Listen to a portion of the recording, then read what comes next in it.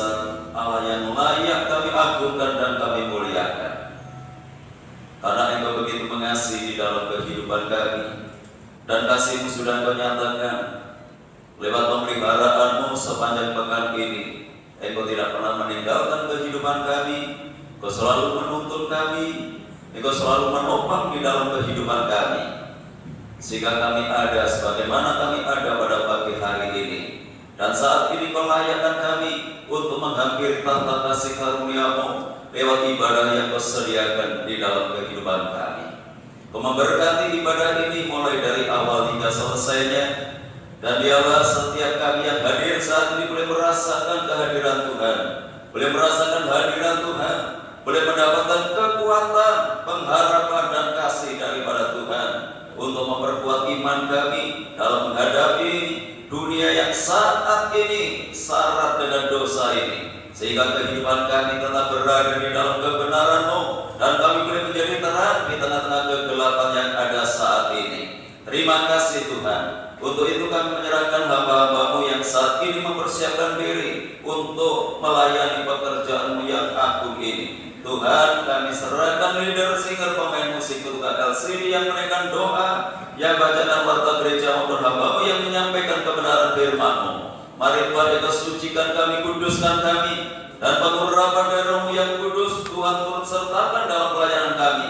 Pelayanan ini boleh berkenan di hadapan Tuhan dan boleh menjadi berkat bagi sidang jemaat Tuhan. Saudara-saudara kami yang lain yang saat ini mungkin masih dalam perjalanan menuju ke tempat ini, Tuhan jaga, Tuhan lindungi, Tuhan sertai. Segera tiba di tempat ini bersama kami untuk memuliakan Tuhan. Dalam pekerjaan kuasa kegelapan yang ingin mencoba mengganggu jalannya ibadah kami, bahkan ingin merebut berkat Tuhan yang Tuhan sediakan lewat ibadah ini, kami menyatukan hati bersama jemaat untuk memanggil nama-Mu, yaitu di dalam nama Tuhan Yesus Kristus. Kalau kuasa-kuasa yang bukan dari Allah dalam bentuk apapun, kami tolakkan, patahkan kuasanya di dalam nama Yesus. Dan kalau Roh-Mu yang kudus menguasai tempat ini, menguasai hati dan pikiran kami, jika berkat ibadah ini seutuhnya boleh menjadi bagian di dalam kehidupan kami. Tuhan memberkati setiap gereja-gereja-Mu yang saat ini sedang mengadakan ibadah yang sama yang kami lakukan. Bagaimana Tuhan memberkati kami, Tuhan memberkati mereka semuanya, agar nama-Mu dipermuliakan.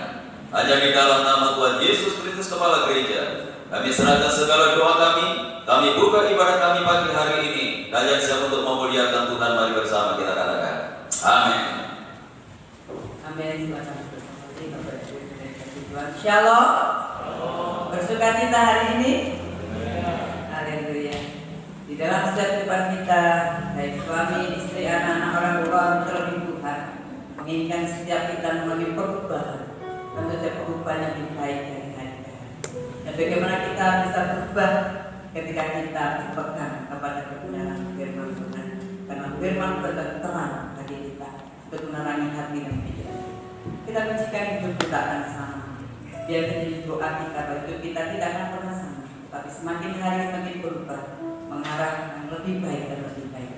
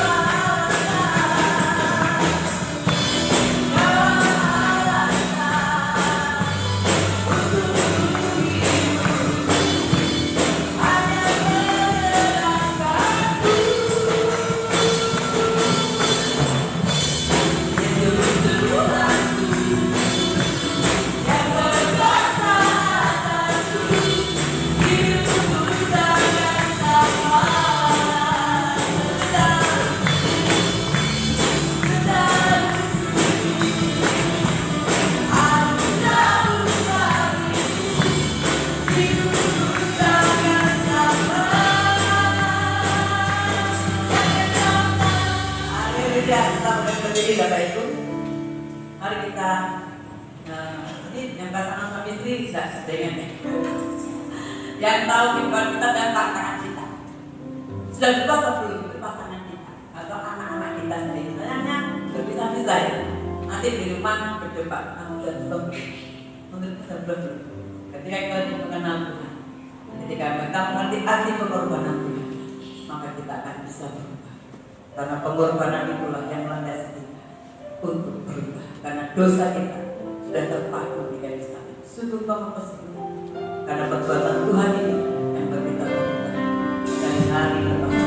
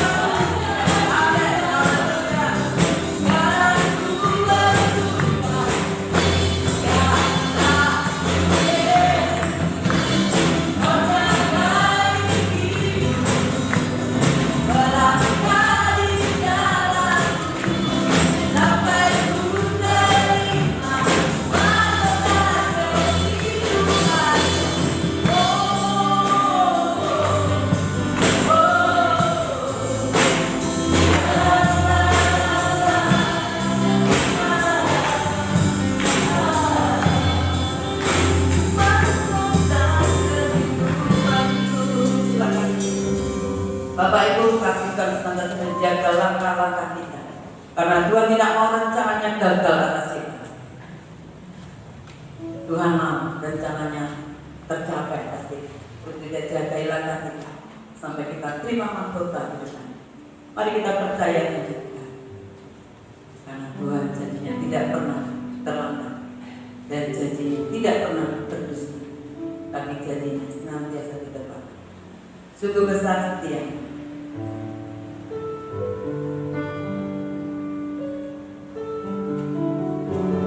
Menikmati firman Tuhan pagi hari ini. Kekuatan kita hanya ada di dalam firman.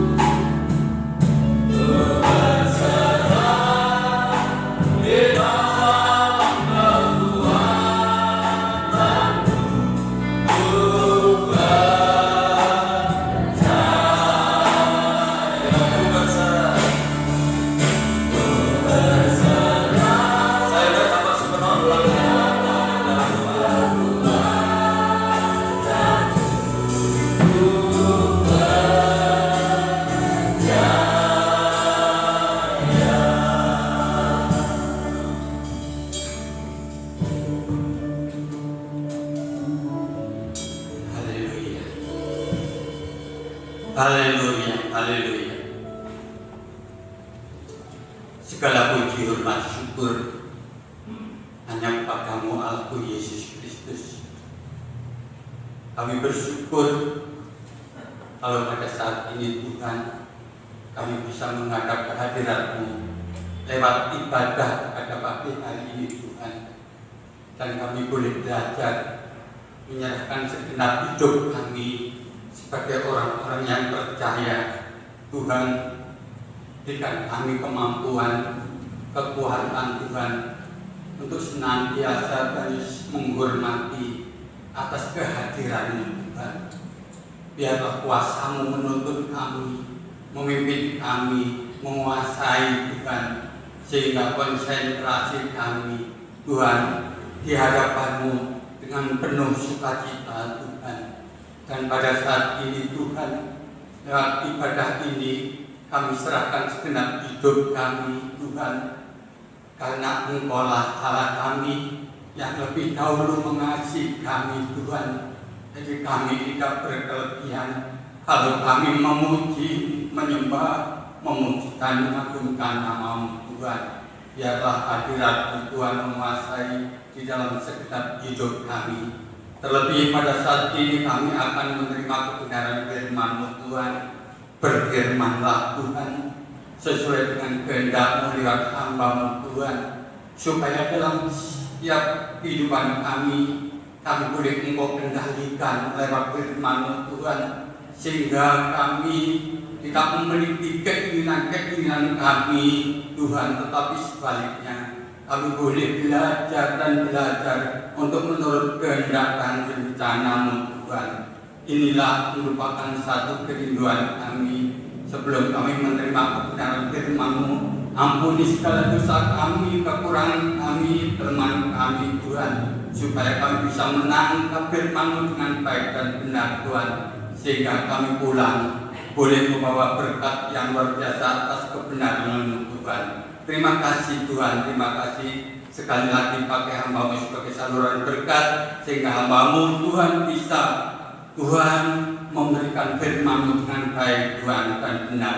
Terima kasih Bapa, terima kasih jikalau ada roh jahat, roh iblis yang sengaja mengganggu jalannya ibadah kami bersatu hati Tuhan. Tidak ada kuasa yang lebih besar kecuali kuasa Yesus Kristus sendiri. Untuk itu Tuhan, biarlah kuasa-Mu menguasai ruangan ini, terlebih ruangan hati kami Tuhan. Terima kasih Tuhan, terima kasih. Dalam nama Tuhan kami Yesus Kristus, kami alaskan doa kami. Haleluya. Amin. Silakan duduk kembali. Bapak Ibu yang dikasihi oleh Tuhan, saya sampaikan shalom. Salam sejahtera di dalam kasih Tuhan kita Yesus Kristus. Hanya oleh karena anugerah dan kemurahan Tuhan, pagi hari ini kita masih diberikan anugerah Tuhan lewat kekuatan, kesehatan, sehingga saat ini kita bisa hadir di dalam ibadah yang Tuhan sediakan di dalam kehidupan kita. Karena inilah tujuan Tuhan untuk memanggil kehidupan kita. Sama seperti ketika bangsa Israel dibebaskan oleh Tuhan dari negeri Mesir untuk menuju tanah Kanaan, supaya mereka bisa beribadah kepada Tuhan. Ya, puji Tuhan, tema kita pagi hari ini adalah menjadi harta kesayangan. Menjadi harta kesayangannya Tuhan tentunya. Jadi kita tidak sebatas menjadi umat Tuhan, tetapi menjadi umat yang disayangi, umat yang dikasih oleh Tuhan. Jadi betapa bahagianya kehidupan ini ketika kita mendapatkan kasih setia daripada Tuhan. Kalau kita dikasih orang lain saja kita berbahagia, apalagi kalau Tuhan yang mengasihi di dalam kehidupan kita. Tentunya seorang istri akan berbahagia ketika mereka dikasih oleh suaminya. Demikian pula suami akan berbahagia kalau istrinya mengasihinya. Apalagi kalau Tuhan yang mengasihi di dalam kehidupan kita. Mari kita baca di dalam Keluaran pasal 19 ayat yang keempat dan ayat yang kelima. Pasal 19 ayat yang keempat dan ayat yang kelima, demikian firman Tuhan. Kamu sendiri telah melihat apa yang kulakukan kepada orang Mesir, dan bagaimana aku telah mendukung kamu di atas sayap Raja Wali dan membawa kamu kepada Jadi Tuhan yang membawa kita, Tuhan yang membawa orang percaya datang kepada Tuhan. Jadi sekarang, jika kamu sungguh-sungguh mendengarkan firman-Ku dan berpegang pada perjanjian-Ku, maka kamu akan menjadi harta kesayangan-Ku sendiri dari antara segala bangsa, sebab Akulah yang empunya seluruh bumi. Jadi yang sangat luar biasa dalam kehidupan kita. Dan ini tidak hanya ditujukan kepada orang Israel pada saat itu. Ya kadang-kadang orang berpikir itu kan dalam perjanjian lama, itu kan zamannya Musa. Di dalam Roma di sana dikatakan apa yang terjadi dahulu itu menjadi pelajaran dalam kehidupan kita saat ini. Jadi seluruh Alkitab mulai dari Kejadian sampai Kitab Wahyu itu menjadi pelajaran dalam kehidupan kita. Dan di sana dikatakan, Aku sendiri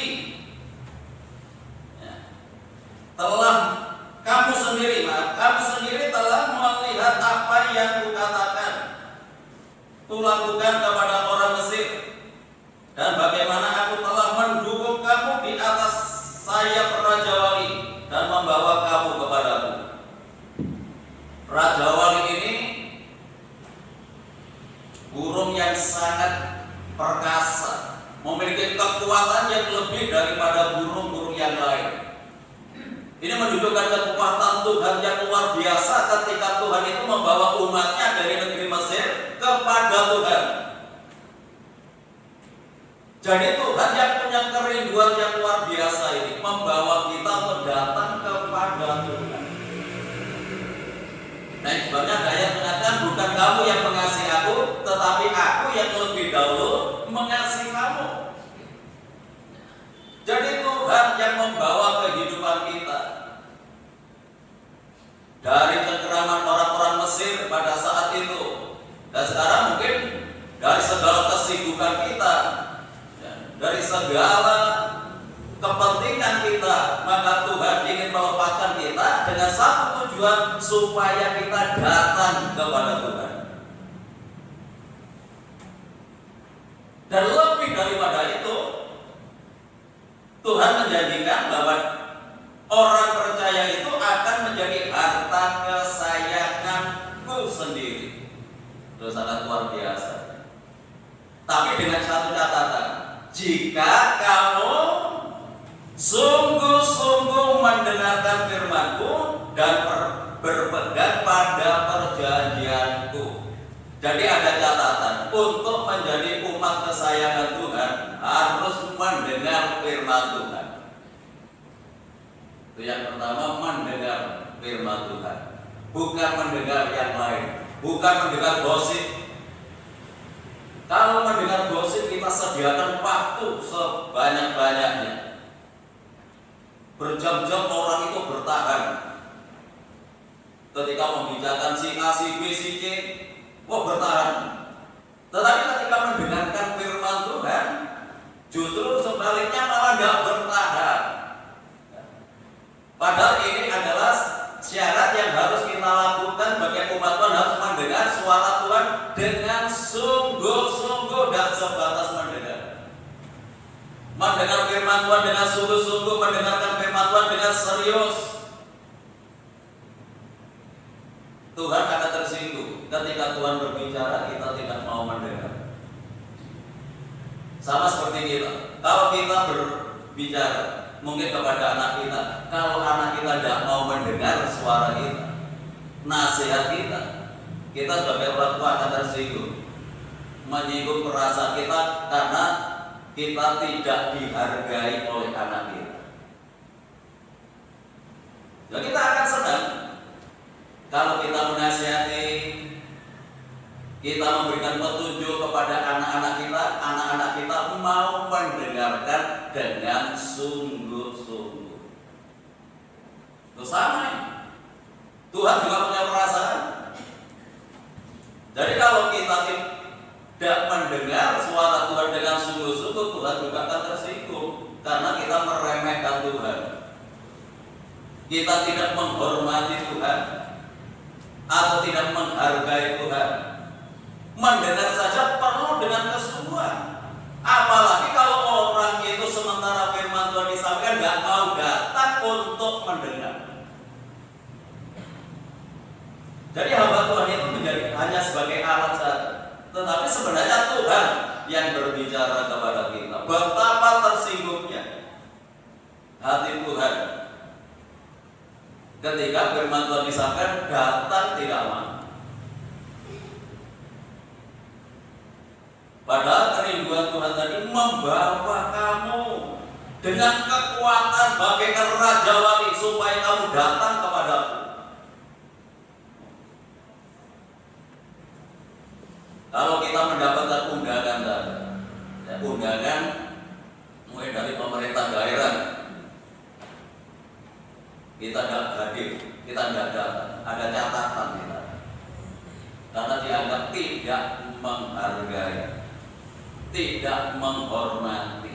Yang sudah datang dituntut mendengar dengan sungguh-sungguh. Kalau hanya sebatas mendengar, Tuhan pun juga tersinggung. Apalagi kalau sementara firman Tuhan itu diberitakan, gak mau datang untuk mendengar, tetapi menuntut untuk menjadi anak Tuhan yang disayangi Tuhan, menuntut menjadi anak Tuhan yang dikasih oleh Tuhan. Sementara Tuhan memperdengarkan suaranya, datang saja tidak mau kepada Tuhan. Jadi ini yang harus menjadi catatan dalam kehidupan kita. Kalau kita mau disayang oleh Tuhan, mau dikasih oleh Tuhan, dengarkan firman Tuhan dengan sungguh-sungguh. Dan di dalam Wahyu pasal 1 di sana dikatakan berbahagialah. Berbahagialah orang yang mendengar.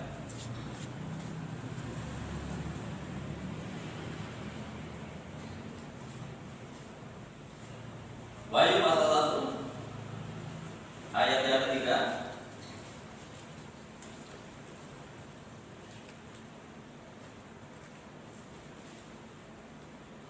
Berbahagialah ia yang membacakan dan mereka yang mendengarkan kata-kata nubuat ini dan yang menuruti apa yang ada tertulis di dalamnya, sebab waktunya sudah dekat.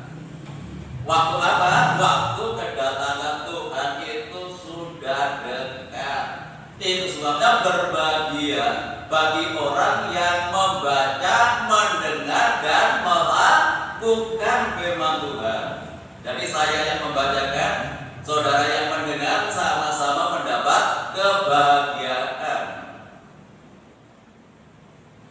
Jadi berbahagia orang yang mendengar firman Tuhan, mendengar suara Tuhan. Jadi kebahagiaan kita itu tidak hanya ketika kita terpenuhi segala kebutuhan kita. Sebab berbicara masalah kebutuhan seringkali kita pahami kan hanya berkaitan dengan keperluan tubuh ini. Tapi sebenarnya ada sesuatu yang perlu kita penuhi juga kebutuhannya, yaitu jiwa kita. Perlu akan firman Tuhan yang membuat kita itu berbahagia. Nah, kalau kita ingin berbahagia, dengarkan firman Tuhan. Belum tentu kalau orang terpenuhi kebutuhan secara fisiknya, secara jasmaninya, lalu mendapatkan kebahagiaan. Belum tentu. Tetapi ketika kita mendengar firman Tuhan, kita melakukan firman Tuhan, dijamin akan mendapatkan kebahagiaan. Jadi tidak hanya menjadi orang yang disayangi oleh Tuhan, kita sendiri akan menemukan kebahagiaan ketika kita mendengar suara Tuhan, mendengar firman Tuhan. Ya, terpujilah nama daripada Tuhan. Dan tentu ada akibatnya kalau orang itu mau mendengar firman Tuhan dan orang yang tidak mau mendengar firman Tuhan. Sama-sama ada akibatnya. Nah, kita pilih yang mana? Mau mendengarkan firman Tuhan atau kita menolak firman Tuhan? Yang pertama, akibat orang yang tidak mau mendengar. Yang pertama, dalam Yosua pasal yang kelima,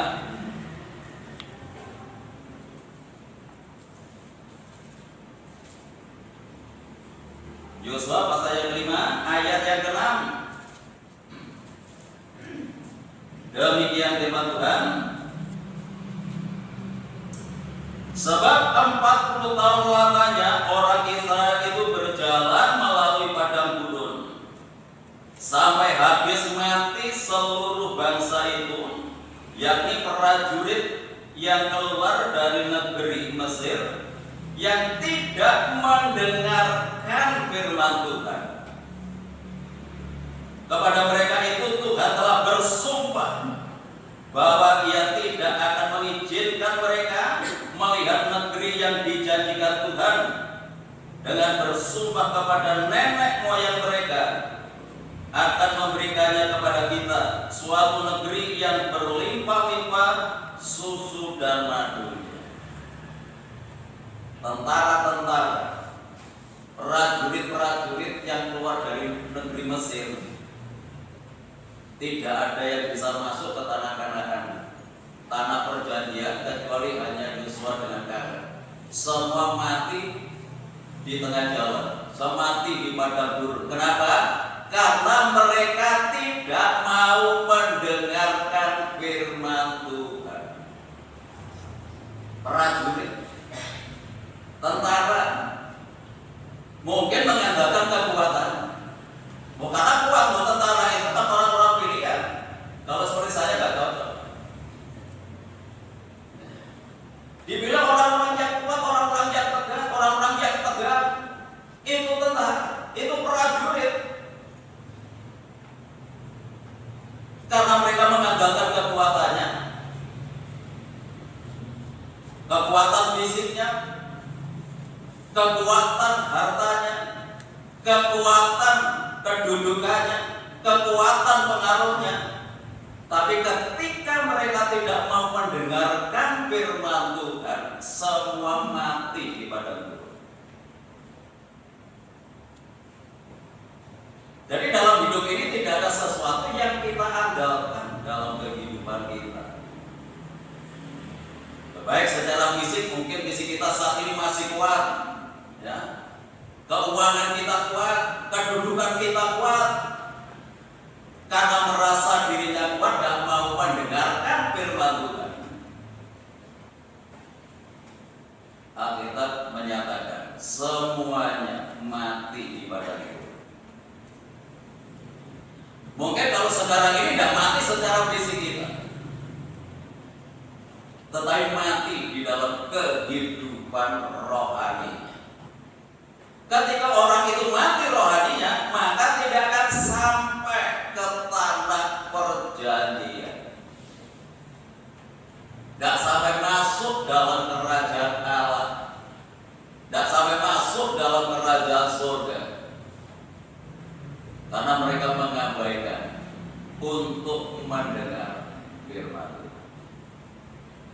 Jadi dari sini kita memahami, menjadi anak Tuhan yang dituntut harus mau mendengarkan firman Tuhan dengan sungguh-sungguh. Artinya sungguh-sungguh itu tidak sebatas mendengar, tetapi mendengar, mengerti, diimani, dan sampai dilakukan. Sama seperti yang tertulis dalam kitab Wahyu tadi, berbahagialah mereka yang membaca, yang mendengar, dan melakukan. Ada kebahagiaan, dan nanti kita akan pelajari apa kebahagiaan kalau orang itu mau mendengarkan firman Tuhan. Jadi yang pertama ini jelas, kalau orang tidak mau menyediakan waktu untuk mendengar firman Tuhan, yang pertama akan mengalami kematian, rohaninya akan mati.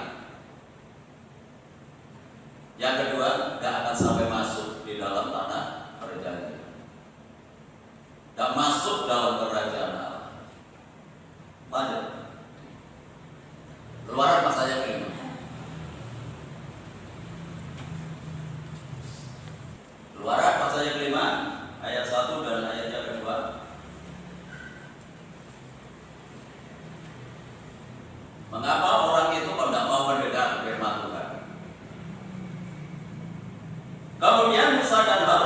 menghadap Firaun, lalu berkata kepadanya, beginilah firman Tuhan Allah Israel, biarkanlah umatku pergi untuk mengadakan perayaan bagiku di padang gurun. Yang dimaksud perayaan itu ibadah.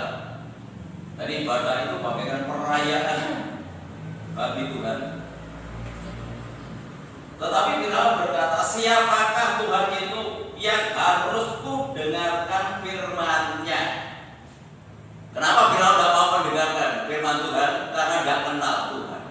Ya, salah juga. Untuk membiarkan orang Mesir pergi, tidak kenal aku Tuhan itu, dan tidak juga akan membiarkan orang Israel pergi. Ya, ketika Musa dan Harun menghadap kepada Firaun untuk mengatakan apa yang dikatakan Tuhan kepadanya, biarkanlah umatku pergi untuk mengadakan perayaan, untuk mengadakan ibadah bagiku. Ini firman Tuhan yang dinyatakan kepada Musa dan Harun untuk menghadap kepada Firaun. Ketika itu disampaikan, maka Firaun menjawab, siapakah Tuhan itu? Aku tidak kenal Tuhan. Untuk apa? Aku mendengarkan firman-Nya. Jadi orang yang tidak mau mendengarkan firman Tuhan adalah orang yang tidak mengenal Tuhan. Ya. Sebenarnya tidak mungkin bagi anak Tuhan tidak kenal kepada Tuhannya.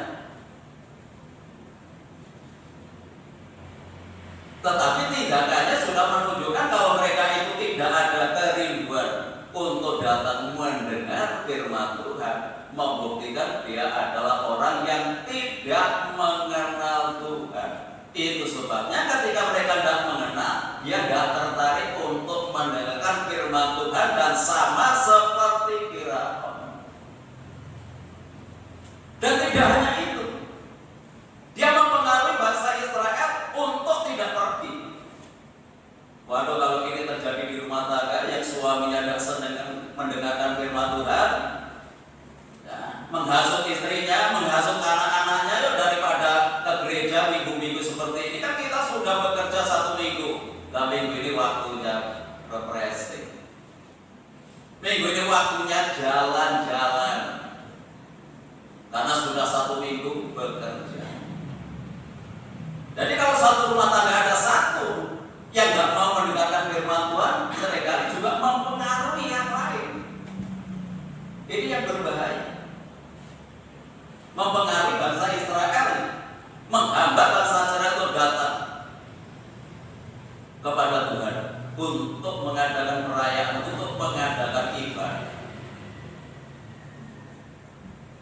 Lalu itu biarlah kita sebagai orang yang percaya kepada Tuhan jangan menjadi pengaruh yang buruk, tetapi kita harus saling menasihati satu dengan yang lain, apalagi dalam satu keluarga. Ketika yang satu ingin mengajak jalan-jalan waktunya ibadah, ya yang lain mengingatkan, karena waktunya mendengar firman. Lalu apa akibatnya? Firaun yang menjadi penghambat, yang menjadi penghalang, ya dia binasa. Binasa bersama bala tentara, binasa semua. Di laut Kausar ditenggelamkan oleh Tuhan karena mereka tidak mau mendengar firman Tuhan. Dan sebelum dia berada, banyak tulah-tulah yang dilakukan Tuhan menjadi pelajaran bagi Firaun. Ada 10 tulah sampai kematian Manasrun, dan terakhir masuk laut Kausar. Jadi hal ini menjadi pembelajaran dalam kehidupan kita. Ya, jangan ada hati yang keras. Biarlah kita memiliki kelembutan hati untuk kita datang kepada Tuhan, mau mendengar suara Tuhan.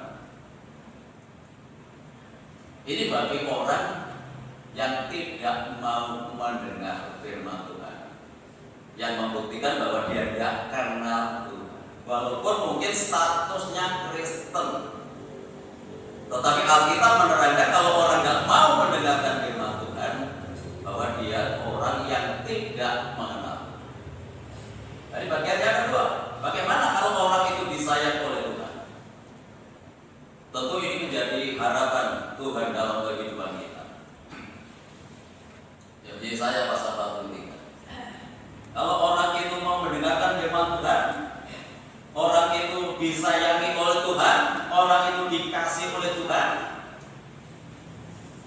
apa yang akan didapat? Yesaya 43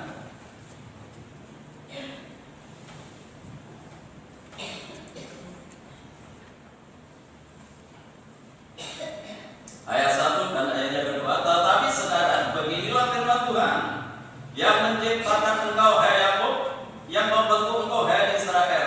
Janganlah takut, sebab aku telah menebus engkau. Aku telah memanggil engkau dengan namamu. Engkau ini kepunyaanku. Tak sangat luar biasa. Ya. Apabila engkau menyeberang melalui air, aku akan menyertai engkau. Atau melalui sungai-sungai, engkau tidak akan dihanyutkan. Apabila engkau berjalan melalui api, engkau tidak akan dihanguskan, dan nyala api tidak akan membakar engkau. Ini bagi orang yang disayangi oleh Tuhan. Ini orang yang dikasih oleh Tuhan. Dikatakan dalam ayat yang pertama tadi, juga ditegaskan oleh Tuhan dalam ayat ini, aku yang telah memanggil engkau dengan namamu, engkau ini kepunyaanku.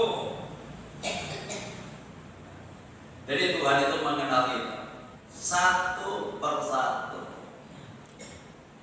Ya, jadi ketika Tuhan ingin memperdengarkan suaranya, sebenarnya saudara dan saya ini dipanggil oleh Tuhan karena kita ini adalah kepunyaan.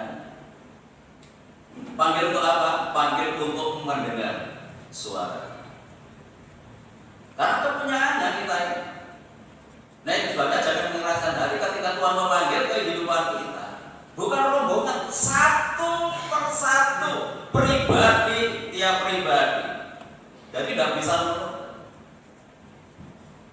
Dialah istrinya saja yang setia, saya enggak. Dialah anak saya saja yang maju, saya yang di rumah titip. Nanti masuk surga nunut. Kalau keluar kota saudara bisa nunut, tetapi kalau surga tanggung jawab sendiri-sendiri. Nah jawabnya ketika Tuhan memanggil kita, maka kita dengar panggilan. Karena kita ini adalah kepunyaannya. Kalau bukan nggak dipanggil untuk mendengar suara. Lalu ketika kita datang kepada Tuhan, ada perjanjian yang luar biasa. Apabila engkau menyeberang air, aku akan menyertai engkau. Kalau kamu lewat sungai-sungai, kamu tidak akan dihanyutkan. Kalau kamu berjalan di atas api pun, kamu tidak akan dihanguskan di sana. Tidak akan membakar engkau. Dalam segala situasi, dalam segala keadaan, Tuhan itu akan menyertai di dalam kehidupan kita. Mungkin kita umat kesayangannya, kita adalah orang yang dikasihnya. Dalam segala situasi, baik di air, baik di api, Tuhan menyertai, Tuhan melindungi dalam kehidupan kita. Dari dalam segala keadaan. Memang keadaan tidak berubah. Keadaan itu selalu berubah-ubah. Tetapi bagi orang yang dikasih Tuhan tidak perlu takut, karena Tuhan yang menyertai dalam kehidupan kita. Tuhan akan menyatakan pertolongannya dalam hidup kita. Yohanes pasal 11.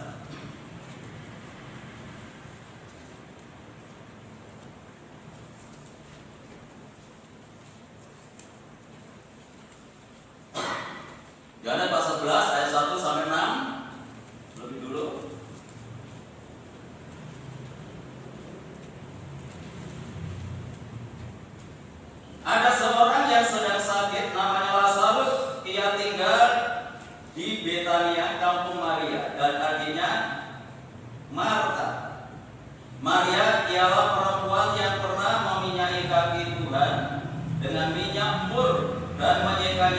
rambutnya.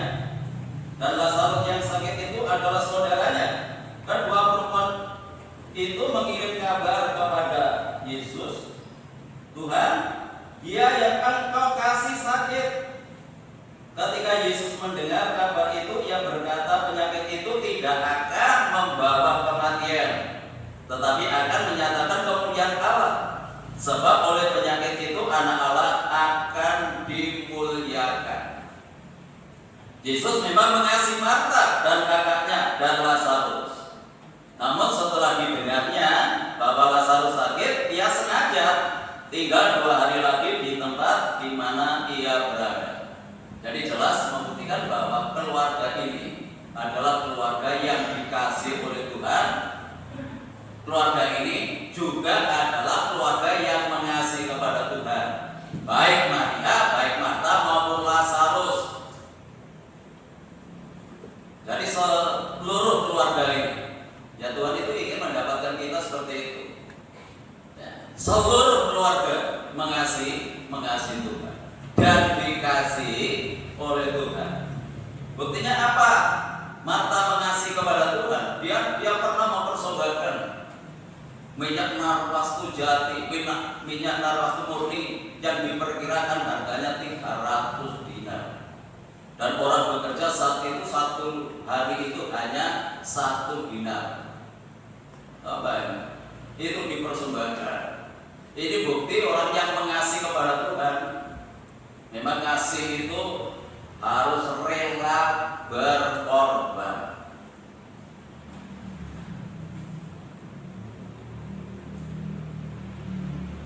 Ya, puji Tuhan. Dan Tuhan memang mengasihi kepada keluarga ini.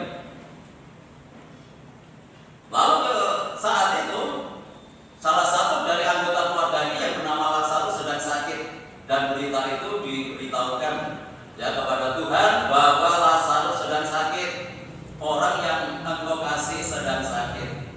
Jadi walaupun dikasih Tuhan ya bisa sakit. Ya, walaupun kita mengasihi Tuhan, kita masih bisa sakit, bisa ada persoalan, masih bisa ada masalah. Dan malah kehadiran Tuhan itu ditunda. Kok tidak cepat ditolong ya? Padahal mengasihi. Saya ini sudah mengasihi Tuhan.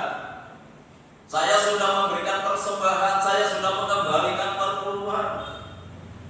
Saya 1 minggu 3 kali sesuai standarnya firman Tuhan. Tapi kok masih bisa sakit? Bisa. Kok masih ada masalah? Ada, karena kita masih ada di dalam dunia ini. Malah Tuhan justru menunda pertolongannya. Bagaimana? Seolah-olah Tuhan tidak memperhatikan. Ketika kita menghadapi situasi seperti ini, ketika kita segera mendapatkan pertolongan, tetapi seolah-olah Tuhan itu tidak peduli.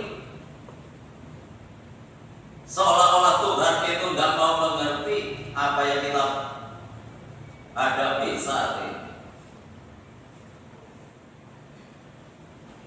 Tuhan itu tidak pernah ikat janji. Orang yang dikasih oleh Tuhan, orang yang disayangi oleh Tuhan akan selalu mendapatkan pertolongan. Penundaan yang dilakukan oleh Tuhan itu justru akan membuat keluarga ini semakin kagum kepada Tuhan. Kalau saat itu Lazarus sakit disembuhkan, dokter bisa, dukun bisa, orang lain bisa, tetapi dibiarkan Lazarus sampai mati, baru Tuhan memberikan pertolongan. Ketika orang lain itu tidak bisa, ketika paranormal tidak bisa, hanya satu yang bisa, adalah Tuhan.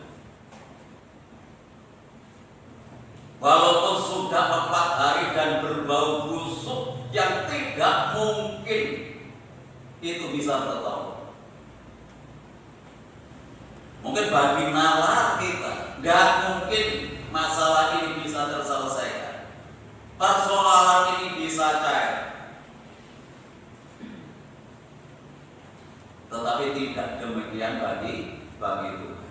Tuhan hanya menantang iman kita. Ketika seolah-olah Tuhan tidak peduli, seolah-olah Tuhan tidak mengerti, kita sudah berbuat sesuai dengan kehendaknya Tuhan. Bukan Tuhan tidak memperhatikan, bukan Tuhan tidak menolong, tetapi Tuhan menguji kesetiaan kita sejauh mana kasih kita kepada Tuhan ketika ada masalah dalam kehidupan keluarga kita, dalam pekerjaan kita, dalam keuangan kita, dalam kesehatan kita. Apakah kita masih mengasihi kepada Tuhan atau sebaliknya?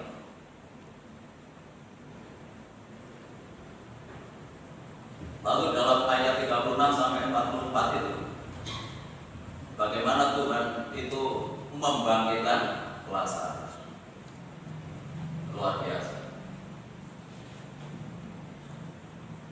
Semakin dapat membawa kemuliaan Tuhan. Semua orang yang hadir di tempat itu, yang sebelumnya itu mengejek, yang sebelumnya merendahkan, meragukan akan kuasa Tuhan. Banyak orang mengatakan yang hadir saat itu, kalau dia bisa menyembuhkan yang buta bisa melihat, bagaimana mungkin dia bisa membangkitkan orang yang sudah mati. Ketika banyak orang meragukan, ya mungkin kita juga pernah meragukan akan kuasa Tuhan, pertolongan Tuhan ketika kita diperhadapkan dengan persoalan.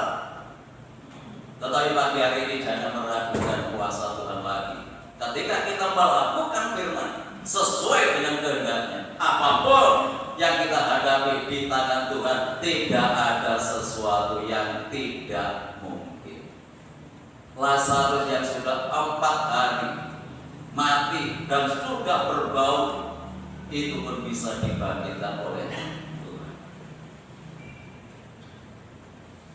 Jadi ini orang yang disayang mendapatkan pertolongan Tuhan. Dan orang yang disayangi Tuhan tidak hanya mendapatkan pertolongan Tuhan, tetapi ketika orang itu salah, dia ditegur oleh Tuhan. Jadi ada keseimbangan. Jadi kalau disayang itu bukan berarti dibiarkan. Salah malah dipuji, salah malah dilindungi, salah malah didukung. Tidak seperti itu kalau Tuhan.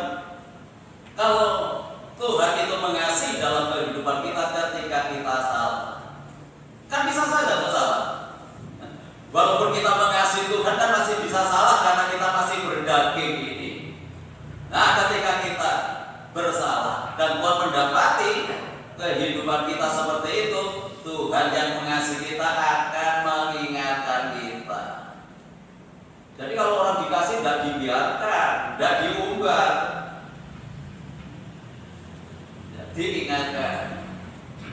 Jadi kalau cuma di tempat ini saja, kalau sudah 2 kali, ya kadang-kadang saja 1 kali mungkin tidak datang, tapi paling tidak salah WA. Kenapa tidak datang? Bukan saya cerewet, karena saya mengasihi. Tidak saya biarkan. Kalau saya biarkan berarti kan saya tidak mengasihi. Datang banda itu urusanmu, itu tidak mengasihi. Selama saya ada WA-nya, kalau tidak datang berarti saya WA. Saya ingatkan supaya tidak kebablasan. Sama seperti Tuhan. Kalau kita mengasihi kepada Tuhan dan Tuhan mengasihi dalam kehidupan kita, tidak hanya kita dimanjakan, tetapi ketika salah ya juga diingatkan, ditegur. Ibrani 4 jangan bapak. Nah, ibarat kalau diingatkan jangan tersinggung. Ini wujud kasih Tuhan dalam kehidupan kita. Ibrani pasal 12 ayat yang 5. Dan sudah lupakah kamu akan nasihat yang berbicara kepada kamu seperti kepada anak-anak. Hai anakku, janganlah anggap enteng didikan Tuhan, dan janganlah putus asa apabila engkau diperingatkannya, karena Tuhan menghajar orang yang dikasihinya. Ini lebih keras kalau diajar ini, ya. Tidak hanya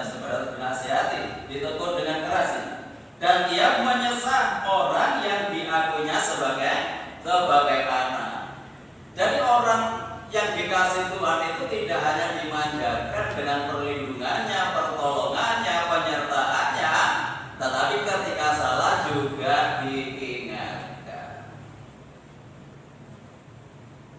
Ya, karena kita dianggap anak-anak yang dikasih oleh Tuhan.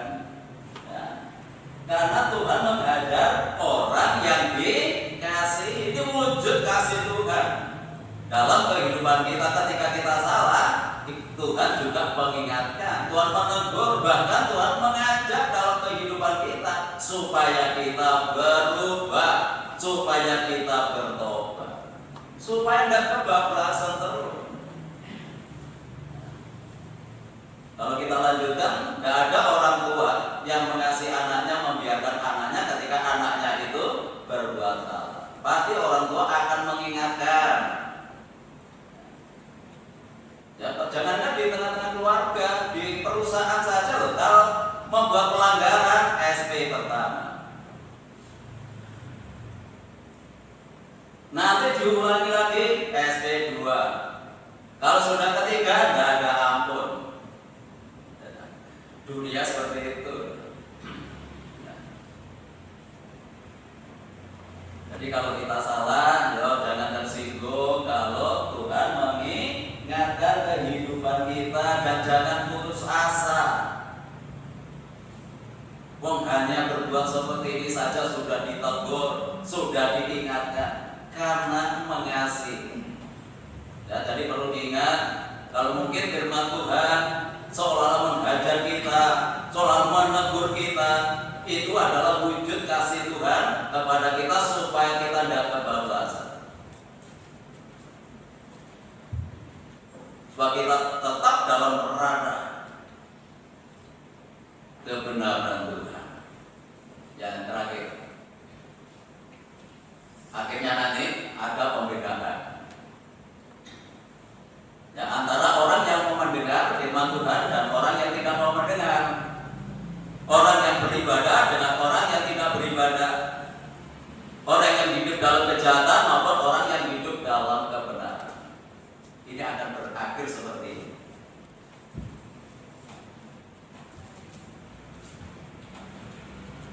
Maliaki pasal 3 ayat yang ke-17. Mereka akan menjadi milik kesayanganku sendiri. Ini orang yang beribadah. Kalau kita baca seutuhnya ayat ini, ya, saya potong sampai di sini saja. Nanti bisa diulangi di rumah. Saya ulangi, mereka akan menjadi milik kesayanganku sendiri, firman Tuhan semesta alam.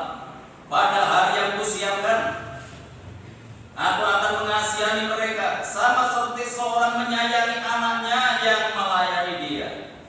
Maka kamu akan melihat kembali perbedaan antara orang benar dan orang fasik, antara orang yang beribadah kepada Allah dan orang yang tidak beribadah kepadanya. Pasal 4 ayat 1 dan 2. Bahwa sesungguhnya hari itu datang, menyala seperti perapian, maka semua orang gegabah, dan setiap orang yang berbuat fasik menjadi seperti jerami dan akan terbakar oleh hari yang datang itu. Firman Tuhan semesta alam sampai tidak ditinggalkannya akar dan cabang mereka. Tetapi kamu yang takut akan namaku, bagimu akan terbit surya kebenaran. Dengan kesembuhan pada sayapnya, kamu akan keluar dan berjingkrak-jingkrak seperti anak lembu lepas kandang. Ini orang yang hidup benar, orang yang disayangi oleh Tuhan akan mengalami sukacita abadi. Ini kan berbicara masalah tentang hari Tuhan, hari kedatangan Tuhan. Ya, jadi orang yang hidup gegabah, orang yang tidak mau ibadah kepada Tuhan, seperti jerami akan terbakar untuk selamanya. Dan orang yang beribadah, orang yang dikasih oleh Tuhan, mereka akan bersukacita. Digambarkan seperti seekor lembu yang melepas kandang berjingkrak-jingkrak oleh karena sukacitanya bersama dengan Tuhan. Nah, sekarang kita yang ambil keputusan, kita mau yang mana? Mau dengarkan firman Tuhan dengan sungguh-sungguh dan melakukan, atau kita tidak mau mendengarkan? pilihan itu kepada kita pada pagi hari ini. Biarlah kita menjadi anak Tuhan yang bijaksana, memilih yang terbaik. Tuhan Yesus memberkati.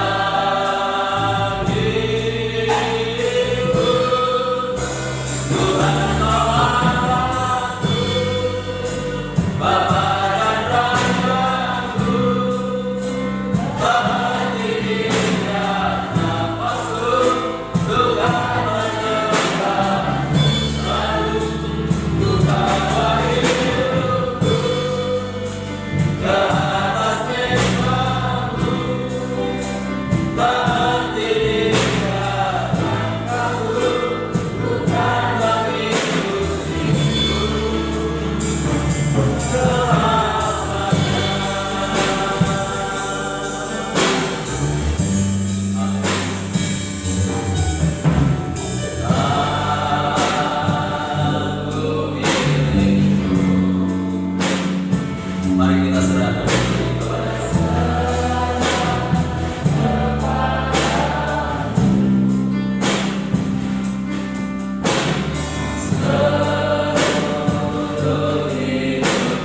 saya dan semoga berdiri.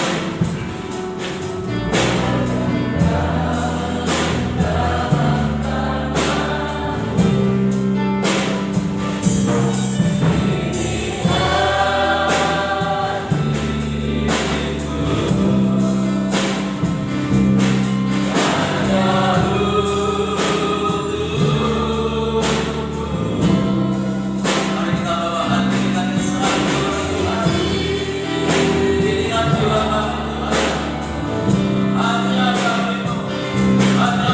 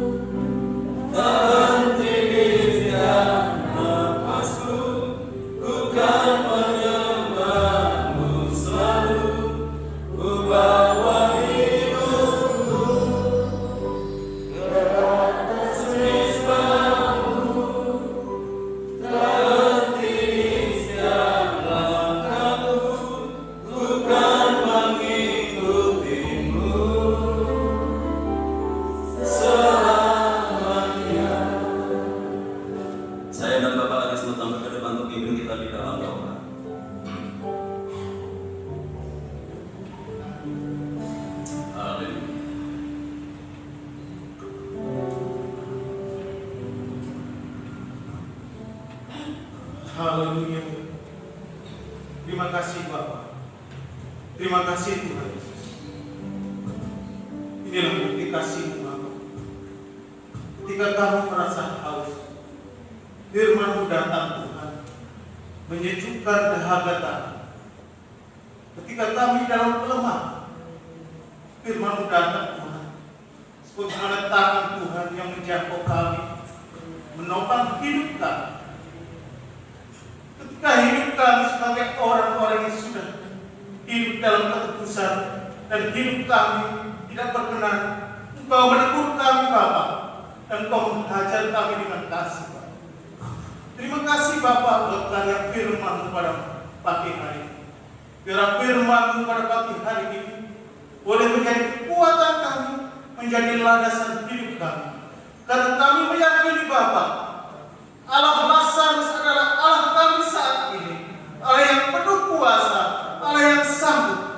Ketika beban berat mungkin saat ini menghampiri hidup kami, segala kelemahan-kelemahan ada dalam hidup kami, tapi Engkau punya rencana yang indah atas hidup kami. Ketika hidup kami hidup melekat kepada Engkau dan hidup yang mengasihi Engkau Bapa. Terima kasih Bapa, biar firman-Mu tertanam di dalam kehidupan kami dan Roh Kudus bekerja atas hidup kami Bapa. Sehingga kami bukan hanya menjadi pendengar, tetapi kami boleh menjadi pelaku daripada firman-Mu Bapa. Terima kasih, kami persembahkan hamba-Mu yang Tuhan sudah pakai untuk menampunkan firman-Mu, pakai kehidupan pelayan yang lebih jauh dan lebih dahsyat di hadapan-Mu Bapa. Memberkati kehidupan keluarganya, biar kehidupan keluarganya juga boleh menjadi berkat bagi kami seluruh dan jemaat-Mu dan tetangga kanan kiri lingkungan kami. Terima kasih Bapa, sekali lagi mengucap syukur buat berkat-Mu pada pagi hari ini. Di dalam nama Tuhan Yesus Kristus kami naikkan seluruh doa kami. Haleluya. Amin. Amin. Silakan duduk kembali. Ya, kita akan semangat balik berdiri. Mari kita pujikan amat besar anugerah.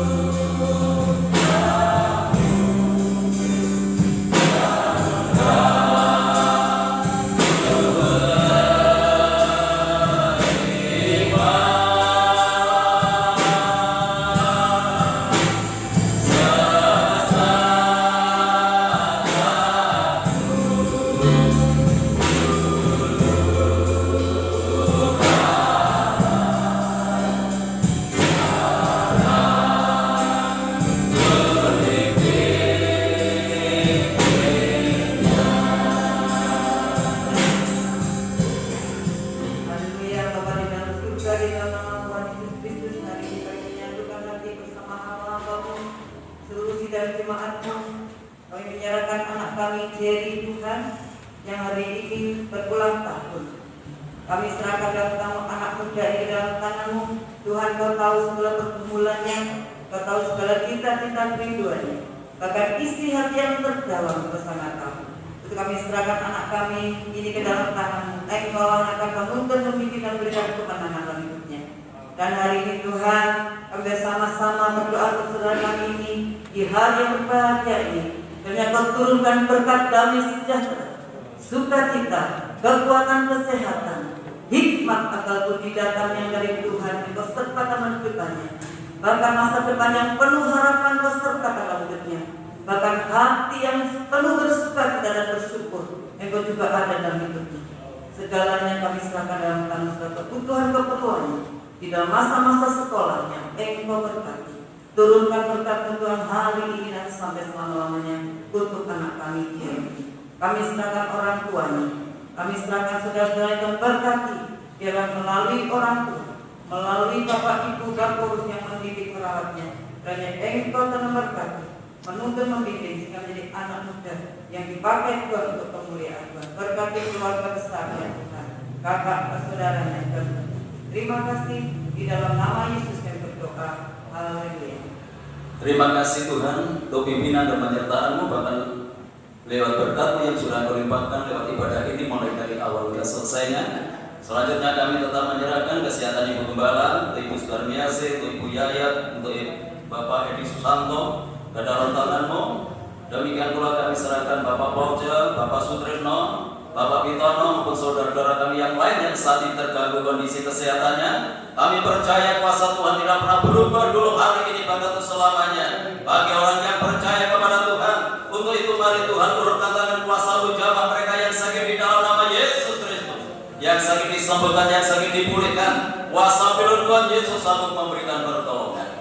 Bapak Ibu kami yang sudah berusia lanjut, biarlah Tuhan tetap menganugerahi dengan kekuatan dan kesehatan, kesempurnaan, pembangunan tempatan parkir ke dalam tangan kami serahkan Tuhan, buka jalan dan menyediakan semua dana yang kami perlukan, karena semuanya ini kami kerjakan hanya untuk kemuliaan Tuhan. Hamba-Hamba yang sudah melayani pekerjaan-Mu pada pagi hari ini, Tuhan memberkati mereka semuanya, bahkan semakin memperindah pelayanannya di hari-hari yang akan datang. Kami menyerahkan pertunangan saudara kami Agus Kriswanto dengan saudara kami Deborah Kristiana yang akan berlangsung nanti sore. Kiranya Tuhan menolong dan memberkati supaya lewat pertunangan ini kedua keluarga ini dipersatukan dan boleh membawa kemuliaan bagi nama Tuhan. Kami menyerahkan lingkungan kami, kota kami, bangsa dan negara kami. Tuhan berkati dengan ketenangan dan kedamaian. Demikian pula kami serahkan Bapak Presiden bersama wakil dan jajarannya. Demikian pula untuk pemerintah yang ada di daerah, Tuhan memberikan hikmat, Tuhan memberikan tuntunan, ada kerjasama yang baik untuk membangun bangsa ini lebih baik lagi. Upaya pemerintah untuk memutus rantai penularan COVID-19 dengan menurunkan vaksinasi, kiranya Tuhan tolong, Tuhan berkati supaya negeri ini segera bebas dari pengaruh COVID-19. Terima kasih Tuhan, pulihkan bangsa ini, berkati bangsa ini dengan kemakmuran supaya sungguh-sungguh rakyat boleh menikmatinya. Terima kasih Bapak, terima kasih.